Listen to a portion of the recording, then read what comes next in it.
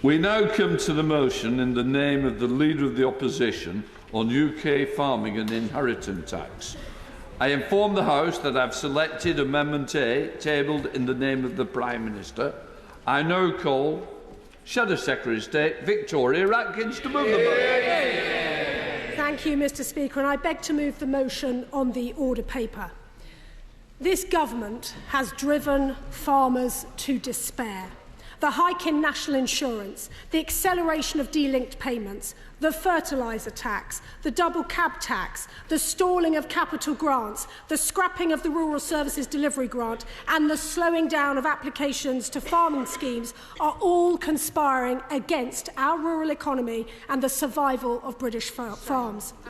Yet they've added a death tax to this, the family farm tax, which is seeing families across the United Kingdom worry about whether they will be able to hand on their farms to their children as generations have done before them. In the 36 days since Labour's budget, the Chancellor, the Secretary of State and the ministers have tried to justify their family farm tax that will break up family farms by claiming that only 500 farms will be affected each year. Awkwardly, the figures used by the Chancellor are contradicted by figures produced by DEFRA. The left hand doesn't know what the far left hand is doing, Mr Speaker. And when this figure was queried by the NFU, the CLA, the TFA, the farmers across the United Kingdom and us Conservatives, ministers told us, or rather patronisingly, we didn't understand and that farmers should seek professional advice. Well, farmers have sought professional advice, and that professional advice has revealed just how badly wrong the non-economist Chancellor has got her numbers. I won't, please, in a moment. Since the budget, the Central Association of Agricultural Valuers has analysed the family farm tax and applied tax law and the realities of modern-day farming to it. This analysis has revealed that up to 75,000 individual owners of farming businesses could be affected over the coming generation, even before inflation. That is the equivalent of 5 times the government's figure of 500 farms affected in 2026-27.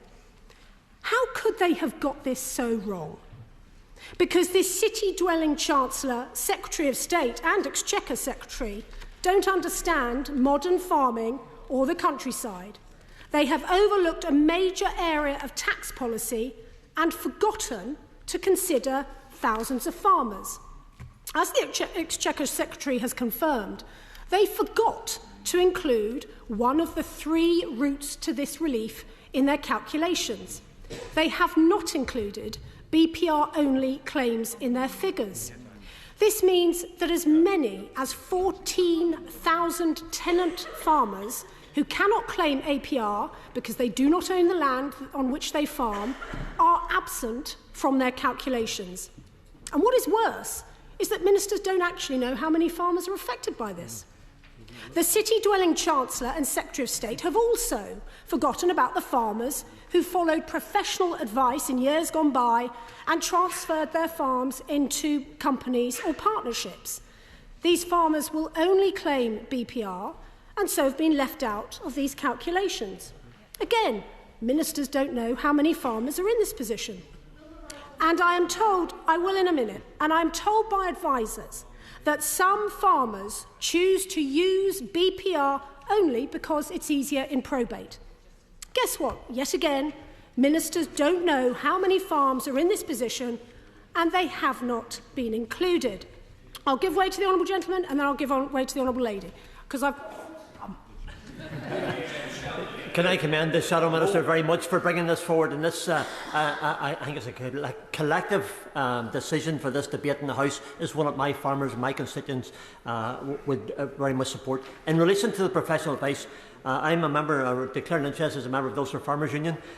We have sought legal advice through the Ulster Farmers Union. Professional advice, it indicates that somewhere in the region of 65% of farmers in Northern Ireland that are small farmers, family farms, will be affected by this. So when it comes to understanding this, has Labour not really got it? Have no idea what's going on? None, not a clue. I thank my honourable friend for intervening, and the evidence is building again and again against the assurances that the Chancellor, the Secretary of State for DEFRA, Exchequer Secretary and the Farming Minister have given this House. And frankly, the farmers outside deserve better, but frankly, so do we as Members of Parliament.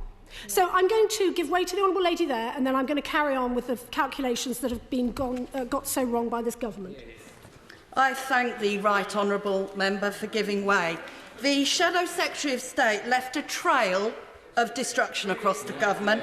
She is the Health Secretary who broke the NHS, the Prisons Minister who ran out of prison places, and the Treasury Minister who crashed the economy. No wonder her constituency majority crashed from 28 to 5,000. Does she not think it's time to apologise and support, for once, the government who is bringing back stability to British economy and farmers' profitability? Order. I know members are jeering about reading. I know it used to be a rule when I came in the House that you shouldn't read. Both sides are doing it. Remember that. Sorry. I've got a point of order. You're a good friend, of course. And this point of order is spontaneous, unlike that Line over there. It has. I am Mr. Spontaneity, Mr. Speaker. Mr. Speaker, you're entirely right that many right honourable and honourable members read almost verbatim their speeches. But it is surely just rude and discourteous to this House to read a supposedly spontaneous intervention as if it's just come into the mind of the Honourable Lady, but she managed to have a typewriter and a printer in order to write down 2 pages of an intervention. Well, what I can say is, as I expected, spontaneity didn't make it a point of order. Shadow Secretary of State. Well, Mr. Speaker, as the first female Prime Minister said, if they're going after you personally, it means you're winning the argument.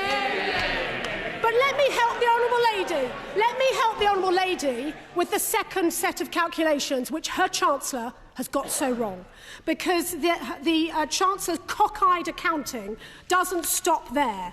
It in fact extends to the claim that farmers will be able to transfer £3 million tax-free. This is wrong. Only a few, in a very specific set of circumstances, will be able to claim this magic figure. To the jeers opposite, it is not available to widows. It is not available to people who are single. It is not available to people who own the farm with another relative. And their magic £3 million figure assumes that the surviving spouse lives some sort of monastic existence where they have no personal effects to pass on to their loved ones. As farmers from Sussex have asked, why are widows' families being targeted? Yes. A family wrote to me about their mother, who is a widow. They have calculated that they face an additional £200,000 in Labour's tax bill because their father died before the budget and so did not know to transfer his allowance. Now, we know that there are some Labour members of Parliament who have concerns. The Honourable Member for South West Norfolk, who represents over 500 farms, I don't know whether he's here today, has asked for assurances on the accuracy of figures being used by the government. Given this demolition of the Chancellor's figures by the CAAV and many others, will he vote for the family farms in his constituency, or will he toe the party line? And the CAAV's concern about the figures being peddled by the government is shared by the IFS, CBI Economics and even the OBR. But it isn't just about the numbers. It is the emotional toll that this terrible tax that the members opposite need to understand. The worry, the distress, the sense of betrayal felt by families should stop ambitious Labour MPs in their tracks today before they parrot without question the figures given to them by their ministers. I'll give way to the Honourable Lady. I hope she doesn't fall into the category I've just described, and then I'll give way. I thank the Honourable Lady for giving way. She talks about the figures. would she accept the record of her government is leaving £300 million of the farming budget unspent, left in the Treasury coffers, not helping farmers? May I thank her sincerely for raising that point, because she has, perhaps unwittingly, identified a contradiction in DEFRA's own claims. They talk about £300 million underspend, and then last week they were cancelling the very capital grants that farmers around the country have been investing in, saying that they've run out of money. Well, it can't be both ways, but perhaps this is yet another example of the Chancellor's and DEFRA Secretary's cockeyed accounting. I give way. I'm grateful to my right honourable friend. Does my right honourable friend agree with me that what is quite frightening about this policy is that maybe they do know exactly what they're doing, but a bit like Animal Farm, they think everything should be collectivised? Yeah. Well, I mean, my honourable friend, my right honourable friend, in fact, has a wonderful way with words, and he is asking a question that actually many members of rural communities up and down the United Kingdom are asking themselves, as in fact the wonderful presenter on BBC Radio Lincolnshire, Sean Dunderdale, asked the Prime Minister when he came on to do regional media a couple of weeks ago, what has the Prime Minister got against the people of Lincolnshire? I might ask, what has this Labour government got against the countryside? I'll give way to my honourable friend and neighbour, and then I'll make... I'm extremely grateful to my honourable friend for giving way, and as she has said, the word betrayal is fitting, because pledges were given, both by the Secretary of State and by the Prime Minister long before the election, that these changes would not be made. So this is a... He's a very experienced member of this House, and he knows he's meant to address the chair, not the front end. Come on, John. Mr. Speaker, I know that you, being a man of integrity and honour, will be as disappointed as I am that the government should promise one thing and then do the exact opposite. May I thank my right honourable friend and friend, who, as I have the great pleasure to have, not just as a friend, but also as my Lincolnshire neighbour. He has absolutely put his finger on the point, so much so it is genuinely the next paragraph in my speech. And I can help him with the phrasing that should haunt some Labour MPs, because I suspect that they repeated this phrasing when they were up and down the market towns and villages in their constituencies. In the general election campaign, the Secretary of State described fears that Labour would impose this family farm tax as desperate nonsense. Now, Labour candidates will have repeated that line and assured the farming families in their constituencies that Labour would never treat rural communities in that way. Yet we know, within weeks, the Chancellor was planning to do exactly that. And since then, families across the country have been trying to work out how they pick up the pieces after Labour's family farm tax bomb. They will not forget. Our hard work and investment as a family has been wiped away in the stroke of a pen. A farmer from Derbyshire emailed me this week. My 60-year-old husband had a bleed on the brain in June and thankfully has made a full recovery. But I've never seen him so stressed. He doesn't know what to do. The honourable members representing seats in Derbyshire may wish to reflect on how they will respond to that. I will make some progress. A farmer from Northumberland has written to me as follows. We had to talk about which one of my parents are going to die first in front of them. He says, his words, Labour is destroying people's lives with this policy. Many of us are worried about the mental state of many within agriculture and are concerned that it may be the final straw for some. Now, in fairness, I will in a moment, in fairness, the honourable member for Hexham, who's in his place, has voiced concerns about whether his government is listening to ordinary people about this. Will he vote for his farmers, or will he toe the party line? I will give way, and then... I thank my right honourable friend for giving way. Mr. Speaker, as a farmer's wife, I understand the emotional impact which my right honourable friend is setting out so clearly. This is not just about the farmers who will be affected, but it is all the farmers who know they might be affected. This is a tax on tragedy, and no one knows who will befall it of them. Well, may I thank my honourable friend and indeed Lincolnshire neighbour, and she sets out exactly the personal impact of this, which, I know how it is as a Treasury Minister, what it is to look at the spreadsheets and the terribly impressive packs of information from civil servants. I also know that Chancellor after Chancellor, and I would just remind the members opposite that this is deeply serious. It's not a joke. It's not a joke. That the Chancellors after Chancellors have looked at these figures and have come again to the conclusion this is a political decision, and I'm afraid the current Chancellor in XST has got it wrong. I give way to the honourable gentleman, then I'm going to make some progress. Thank you, Shadow Secretary of State, for giving way. And you make a really important point here about the health and well-being of our farmers. And given that, when she was the Health Secretary, waiting times for operations were almost 3 times higher than back in 2010. Does she not welcome the investment this government is putting into our NHS? Don't worry, I'll deal with this. May I thank the honourable gentleman for raising the important issue of mental health in farming, but across the National Health Service. I was very proud, actually, to work with the government, both as a Member of Parliament, but also as Secretary of State for Health, in massively increasing the investment in mental health services. I'm sure, if he's a rural MP, will know how isolated farmers can be and the pressures on their emotions. At the best of times, they have the weather, they have diseases, they have crop cycles to contend with. Of course, this added pressure, merely, as we've already heard from some of the farmers that have contacted me, added to this. And I would also just gently remind him that the figure that this family farm tax, or tax on tragedy, as my honourable friend has called it so bleakly, raises 500 million in 26-27. That is equivalent, according to the King's Fund, to about a day's worth of services in the NHS in England. So it isn't going to be quite the game changer that some in his party believe it to be.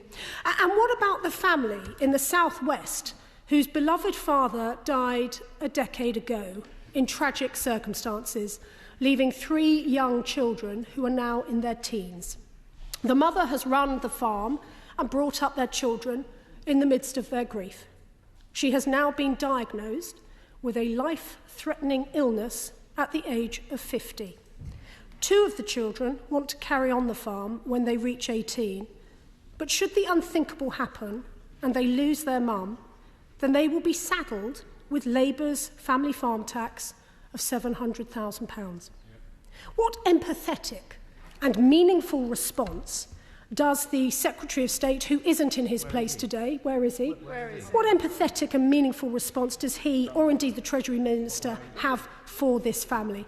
They will be watching and they will be listening.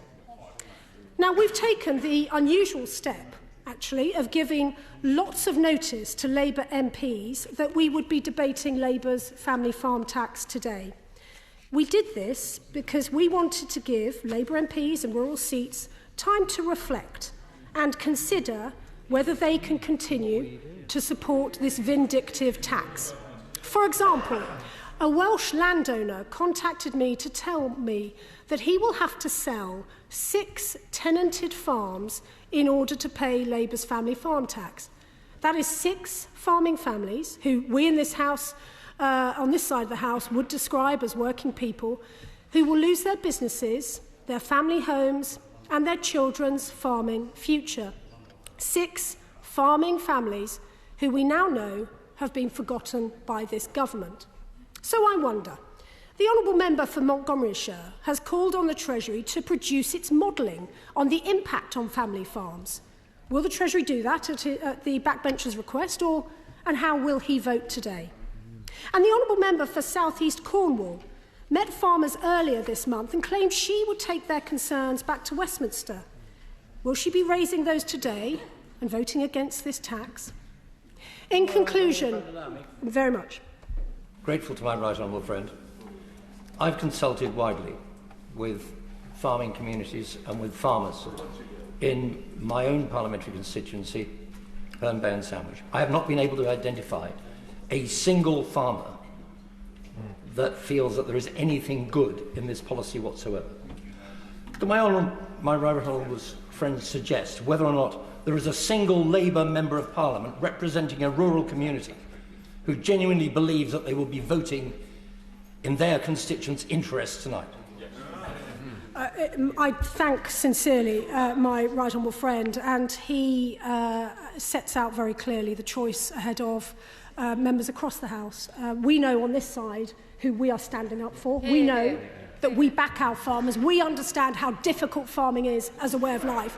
And it will be for individual members of Parliament, to decide how they vote. I'm going to give way to the honourable gentleman, and then I'll give way to my honourable friend. I thank the right honourable lady for giving way. Talking about choices and backing farmers, the current leader of the opposition did a trade deal with Australia and New Zealand that sold farmers down the river. Is that the type of choices and her version of backing British farmers? Selling them out. I'm pretty sure the honourable gentleman's got his facts wrong on that in terms of the Trade Secretary. But in terms of trade deals, we on this side of the House, yes, we are in favour of trade deals, but of course we want trade deals that best support our farming industry. And he will know, for example, he will know before they start shouting at me, he will know that the fears and concerns outlaid with those trade deals, in fact, have not come to fruition. And what is more, we as Conservatives are proud of the fact that we would not enter trade deals which require the flooding of chlorinated chicken or hormone-treated beef on these shores. And I would just gently remind the honourable gentleman that talking about foreign territories, particularly in the context of the debate about the Chagos Islands, is a little bit brave of the backbencher. Anyway, here we go. My honourable friend. Suggests we've not got much trade from the Chagos Islands. Simon Hall. I'm grateful to my right honourable friend for giving way, and she is right to highlight the devastating effect of this policy, and also right to highlight the incredibly rounding up exercise on the Treasury account books of contribution that this will make to NHS expenditure. But does she not also find it rather inept politics, maybe not surprising from such a London-centric front bench, that for the first time since 1945, the governing party has a serious foothold in rural constituencies across the UK? This policy shows a willful ignorance of rural life, a deliberate attempt not to understand what the pressures are, and is in essence selling those rural Labour MPs down the river.